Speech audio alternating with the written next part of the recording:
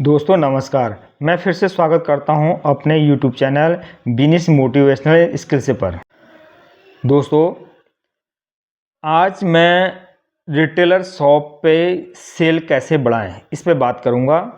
इसके लिए मैं आपके लिए 5 पॉइंट्स लेके आया हूं। इन पॉइंट्स पर अगर आप थोड़ा सा गौर फरमाएंगे शायद आपकी सेल, शायद नहीं कन्फर्म आपकी सेल बढ़ेगी, इंक्रीज होगी। तो आप इन पॉइंट को स्टेप बाय स्टेप फॉलो करें। नंबर 1 पॉइंट है दोस्तों CRM। CRM का मतलब होता है कस्टमर रिलेशन मैनेजमेंट।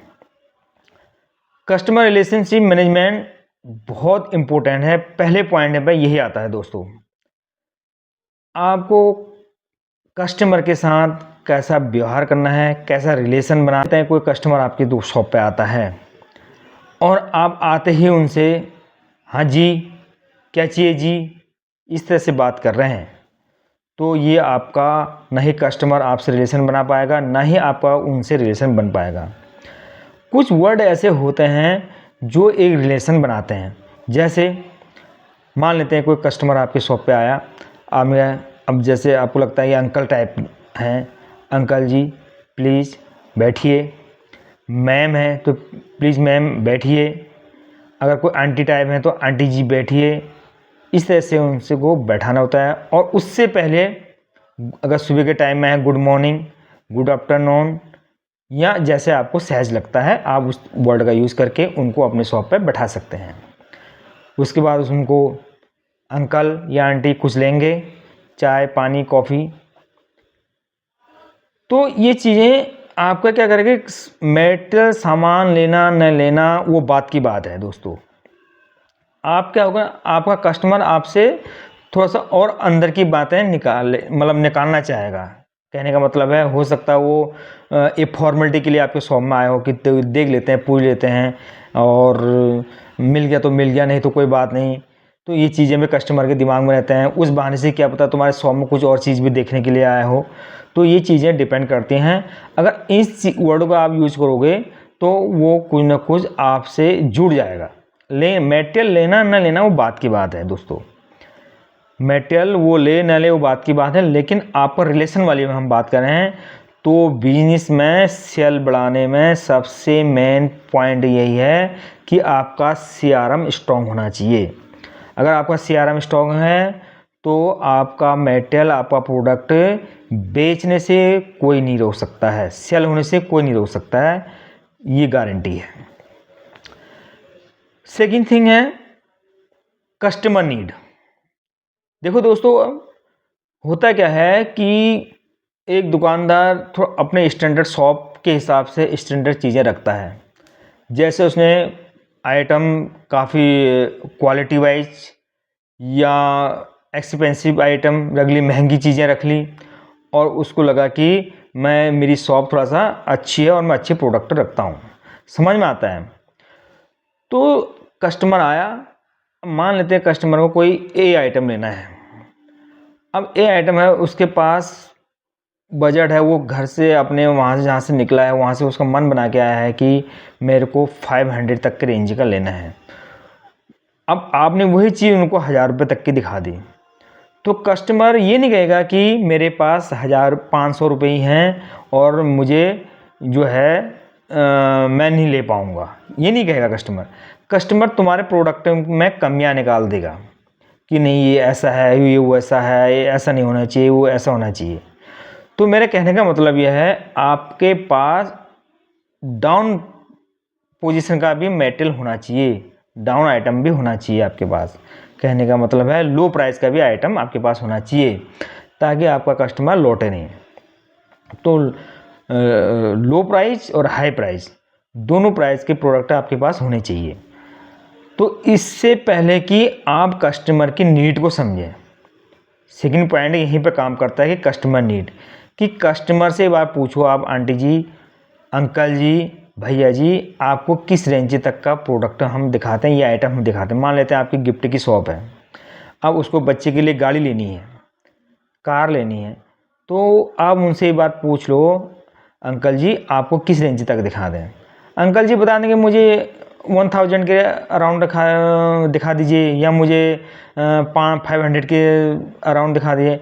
अब अंकल जी को 500 की नीड है, आप 1000 के अराउंड दिखा रहे हैं, या 1500 का दिखा रहे हैं, 1800 का दिखा रहे हैं, 2000, तो वो आपसे कुछ नहीं कहेगा, चलो देखते हैं बोल के आपकी दुकान से बाहर हो जाएगा। कहने का मतलब है आपका कस्टमर कट जाएगा। आप पहले कस्टमर के नीड को समझोगे कि ये कितने रेंज तक का मटेरियल लेना चाह रहा है। ओके, उसके बाद उससे 150 में नीचे ऊपर चलता है, लेकिन ये नहीं कि 500 की चीज़ 1000 में, 1000 की चीज़ 1500 में, इतना अंतर नहीं चल पाएगा। तो इसके लिए आपको कस्टमर की नीड समझनी पड़ेगी। तीसरी चीज़ दोस्तों है शॉप मार्केटिंग। ये वर्ड सारा पहली बार सुनने होंगे। शॉप मार्केटिंग का मतलब यह है आपको अपना आइटम, आपका अपना मटेरियल शॉप में डिस्प्ले करना है, अंदर कम करना है और बाहर ज़्यादा करना है। कहने का मतलब है अगर आपकी शूज़ की शॉप है तो शूज़ आपको बाहर डिस्प्ले करने हैं, और स्लीपर की शॉप है तो स्लीपर बाहर डिस्प्ले करने हैं, गारमेंट्स की शॉप है तो गारमेंट्स बाहर डिस्प्ले करना है, कॉस्मेटिक है तो ये सारी चीज़ें आपको डिस्प्ले करना है, ताकि दूर से कस्टमर आए और उसको ईजिली से समझ में आ जाए कि ये शॉप इस चीज़ की है। That's it. ये नहीं कि वो कन्फ्यूजन हो रहा है जाऊँ नहीं जाऊँ। और दूसरी चीज़, आपकी शॉप जो है दोस्तों सामने से ओपन होनी चाहिए। ये नहीं कि तुम शीशा बिल्कुल बंद करके बैठे हो, ऐसा लग रहा हो कि कोई प्रॉपर्टी वाले की ऑफिस हो, प्रॉपर्टी वाले का ऑफिस हो, ऐसा लग रहा हो। ऐसा नहीं, मतलब कस्टमर को अंदर आने में कोई इस तरह के हिचकिचाहट ना हो, संकोच ना करे, वो खुल्लम इस तरह का शॉप को मॉडिफाई करके रखना है। और आइटम अधिक से अधिक कोशिश ये रहे कि डिस्प्ले करें, ताकि कस्टमर कभी कभी ये होता है उसको चाहिए ए टाइप आइटम और आपके यहाँ देखा तो बी टाइप आइटम भी वो ले लेगा देख के। तो इसको कहते हैं शॉप मार्केटिंग। 3 पॉइंट क्लियर हो गई दोस्तों। चौथा पॉइंट है क्रॉस सेलिंग। क्रॉस सेलिंग का मतलब यह है दोस्तों, अगर कोई कस्टमर आपके शॉप पर आता है और वो एक आइटम लेके सोच के आता है कि मुझे ये आइटम इस शॉप पे लेना है, जैसे मान लेते हैं ब्रश लेने के लिए आया, तो आपने थोड़ा अंकल जी आंटी जी ऐसा बोल के आपने उनको ब्रश तो उन्होंने ले लिया।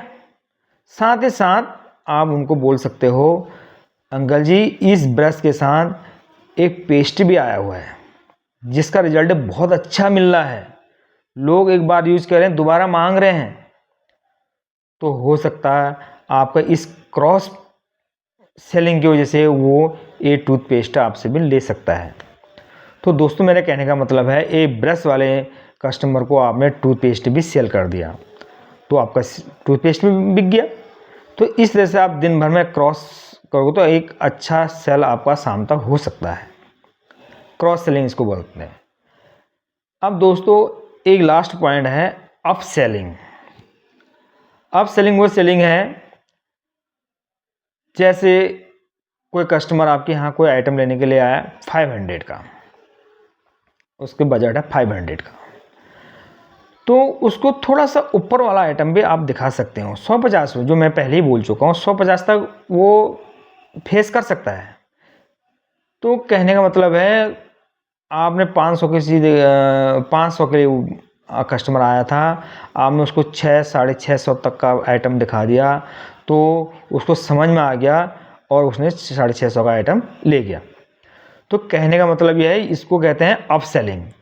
तो 500 का कस्टमर आपका 650 का मेटेरियल ले गया, 800 वाला आपका 1000 का मेटेरियल ले गया, तो इसको कहते हैं अप सेलिंग।